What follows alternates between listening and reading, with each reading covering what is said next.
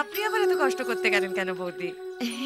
তাতে কি আছে, আগে আপনারা আমাদের বন্ধু, তারপরে এইডস ভাইরাস।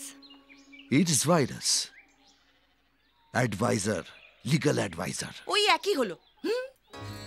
লে হালুয়া সবই এক। তুমি তো দেখছি রাঙালু আর শাকালুর মধ্যে পার্থক্যই দেখতে পাও না। একটু আগে ওই আমির খানের গান শুনছিলাম। আমির খানকে চেনেন তো? উনাকে কে না চেনে, আমি তো ওনার জন্য একেবারে পাগল। একে বলে গুণগ্রাহী, গুণের কদর করতে জানে। আর তুমি এদিন চণ্ডী পাঠ, ওদিন সীতা পাঠ, এখন আবার কোন একটা বগলা বাবা বেরিয়েছে তার কাঁচা ধরে টানছে। এতে বৌদির কোনো দোষ নেই দাদা, সব দোষ আপনার। আপনি তো বৌদির গায়ে শহুরে জল হাওয়া লাগতেই দেননি। গ্রামে থেকেও অনেক কিছু শেখা যায়। গ্রাম হলো দেশের শিকড়, আর আমি সেই শিকড়ের মানুষ। আপনি তাহলে আপনার ছেলেকে বিদেশে পড়াশোনা শিখতে কেন পাঠালেন?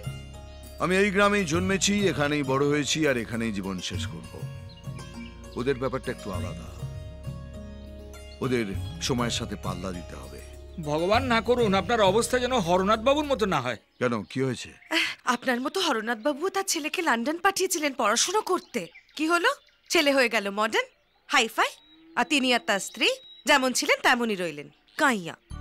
বাবা মাকে বন্ধু বান্ধবদের সামনে নিয়ে যেতে অব্দি লজ্জা পায়, একসঙ্গে থাকা তো দূরের কথা, মা বাবা বলে ডাকে অব্দি না। তারপর একদিন ইউ ব্লাডি দেশিস বলে চলে গেল। তারপর আর বাপের মুখ দেখেনি।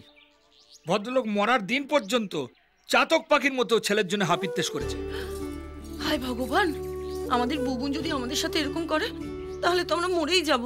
আমি কতবার ওনাকে বলেছি, চলো না আমরা একবার শহরে গিয়ে থেকে ওখানকার আদব কায়দা শিখে আসি, তা কিছুতে আমার কথা শুনে না। হ্যাঁ গো, চলো না একবার শহরে। আচ্ছা, 1 মাসের জন্য। বায়না করো না ভাবজি। হরনাথ বাবুর কষ্টটা তো নিজের চোখে দেখেছি। ভাবজি আপনার কাজ করুন। হ্যাঁ, এই সমস্ত ফাইল একটু একটু দেখে দেবেন। আর ওই সোনালী কেমিক্যালসের ফাইলটা আমি সামনের সপ্তাহে দিয়ে দেব। কাজ আপনি বুঝবেন। আজ তাহলে আসি। আচ্ছা ঠিক আছে। একটা রিকোয়েস্ট ছিল স্যার, মানে যদি কখনো আমির খান আপনার বাড়িতে আসেন তাহলে যদি একটু খবর দেন, মানে তাহলে একসঙ্গে একটা ছবি তুলতে পারি আর কি।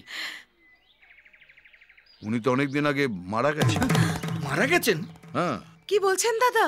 এই তো কিছুদিন আগে ও 3 ইডিয়টস দেখলাম। 3 ইডিয়টস?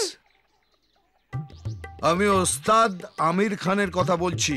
ওর নাম কখনো শুনেছেন? এই চলো, ট্রেনে দেরি হয়ে গেল, আসছি। চলো চলো চলো চলো চলো।